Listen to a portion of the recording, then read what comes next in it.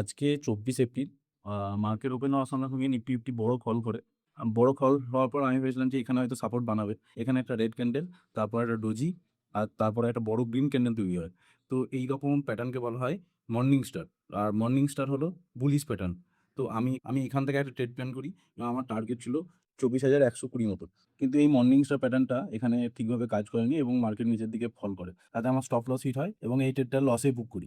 এখানে যদি ভালো করে দেখো, মর্নিং স্টারের পর এটা একটা রেড ক্যান্ডেল তৈরি হয়েছিল। তো মর্নিং স্টারের পর যদি গ্রিন ক্যান্ডেল তৈরি হয় তাহলে বেশি কনফার্মেশন থাকে যে মার্কেট উপরের দিকে যাওয়ার। তো আমি একটু তাড়াহুড়োতেই কনফার্মেশনের ওয়েট না করে এখানে ট্রেড নিয়েছিলাম।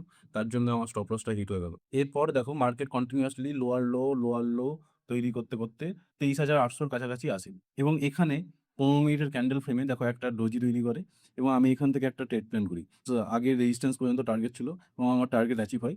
তো আগের ট্রেডের যে লসটা সেটা এই ট্রেডে রিকভার হয়ে যায়। তো আজকের ট্রেড তোমাদের কেমন হয়েছে কমেন্ট করে জানিও।